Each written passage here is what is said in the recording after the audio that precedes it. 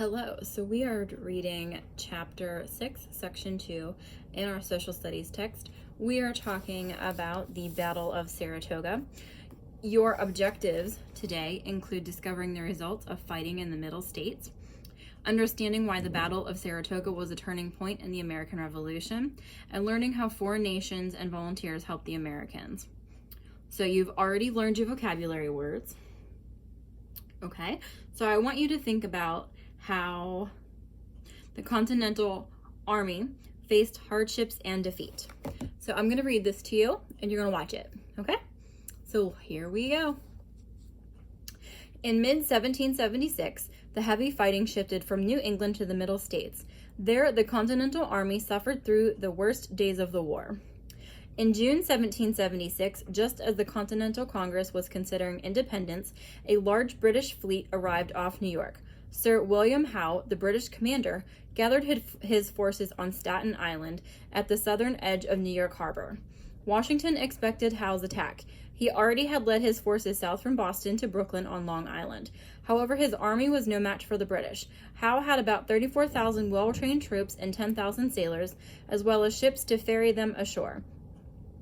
Washington had fewer than 20,000 poorly trained troops and no navy. That summer saw a long series of battles and American retreats. In the Battle of Long Island in August 1776, the British drove Washington's troops out of Brooklyn. The following month, Washington had to abandon New York City.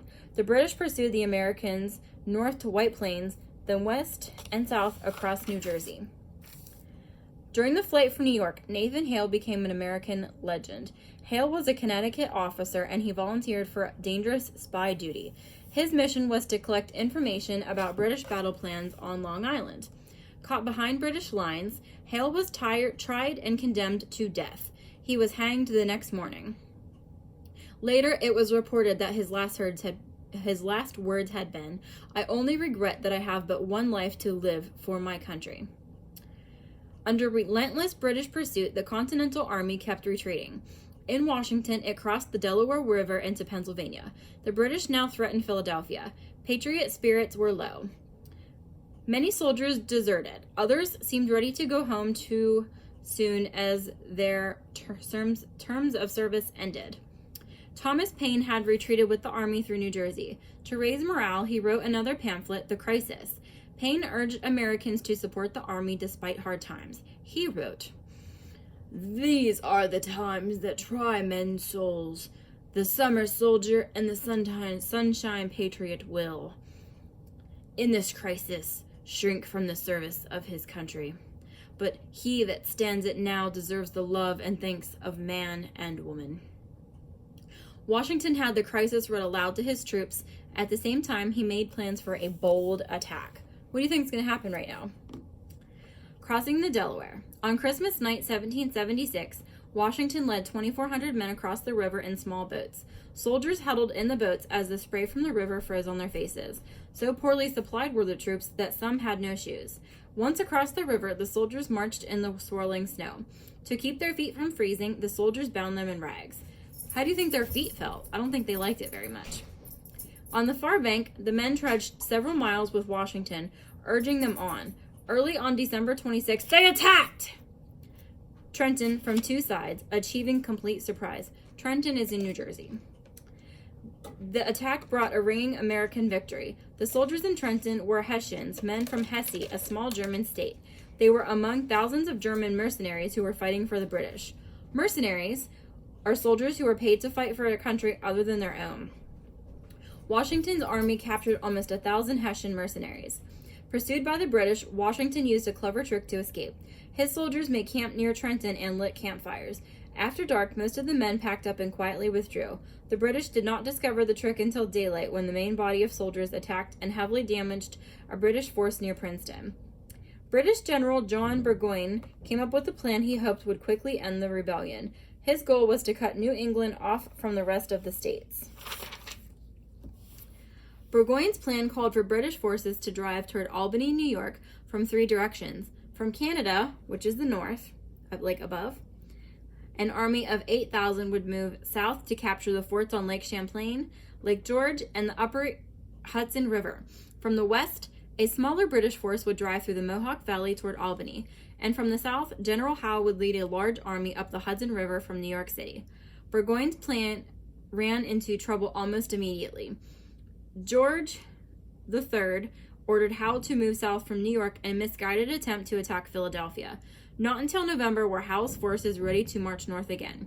At the same time, American forces cut off the British troops coming through Mohawk Valley. Burgoyne led the British force through Canada in June. After recapturing Fort Ticonderoga, they slowly pushed south, dragging a large train of baggage carts through the woods. Supplies were running short. Americans were rushing to block the British. By September, the American commander in New York, General Horatio Gates, had 6,000 men ready to fight. At the village of Saratoga, New York, the Americans surrounded the British. After suffering heavy casualties, Burgoyne surrendered on October 17, 1777.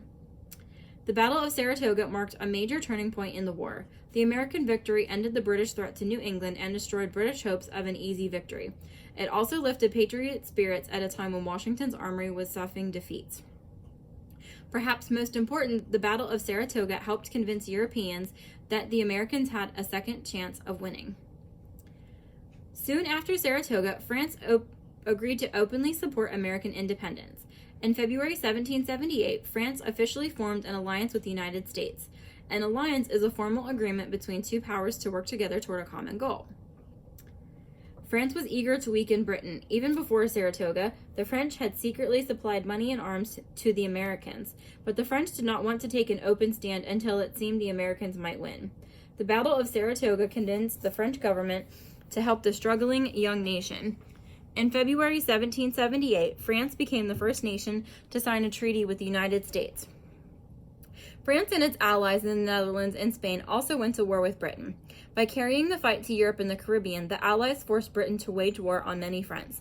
This helped the American cause because the British could spare fewer troops to fight in North America. A number of Europeans volunteered to serve with the American forces. They were inspired by the American struggle for liberty. A French noble, the Marquis de Lafayette, became a high-ranking officer in Washington's army.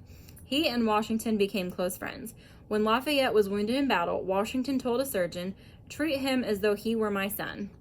Volunteers from Poland also made vital contributions to the Patriot War effort. Vital means necessary, of vital importance. Thaddeus was an engineer who took charge of building fortifications at West Point. Casimir Pulaski led and trained cavalry or units of troops on horseback. A German baron, Frederick von Steuben, helped train the Continental Army. Steuben had served in the Prussian army, which was considered the best in Europe. Before Steuben arrived in early 1778, American troops were often poorly trained and undisciplined. Steuben taught the soldiers how to march, how to improve their aim, and how to attack with bayonets. His methods helped to transform, which means to change from one thing or condition to another, raw recruits into soldiers and shaped the Continental Army into a more effective one. So Baron von Steuben took the colonists that were like farmers, right? And made them into an army of men.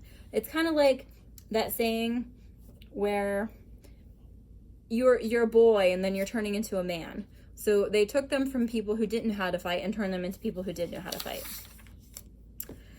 Washington's Continental Army suffered through the cruel winter of 1777 through 1778 in a hastily built camp at Valley Forge in Pennsylvania. Meanwhile, some 22 miles away, British officers in Philadelphia danced the winter away in a merry round of parties and balls. The 11,000 Continental soldiers were not sufficiently fed, clothed, or housed. Many lacked socks, shoes, and even trousers. Throughout the winter, they shivered in drafty huts. At any one time, about 1 soldier in 4 was sick with chills, fever, or worse. Because food was so scarce, the soldiers mainly ate thin soup and dry bread patties. One private later recalled that he went without food for 2 days. He was so hungry he would have grabbed food away from anyone, even his best friend. Finally, he found half a pumpkin. He cooked it upon a rock, the skin side up, by making a fire on it. When Americans learned about conditions at Valley Forge, they sent help. Women collected food, medicine, warm clothes, and ammunition. Some women, including George Washington's wife, Martha, went to Valley Forge to tend the sick and wounded. Despite its woes, the Continental Army used that winter to gather its strength for the battle that lay ahead. Steuben's drills sharpened the soldiers' skills and discipline. So you need to understand that Washington had troops that were not ready for battle. They staged a surprise attack, and they won a battle. He tricked the British by making them think that his soldiers were still in the camp. That was when they were near Trenton. They had lit fires, and then they made their attack. He was a good leader who was fearless and brave. He was also a clever military strategist. So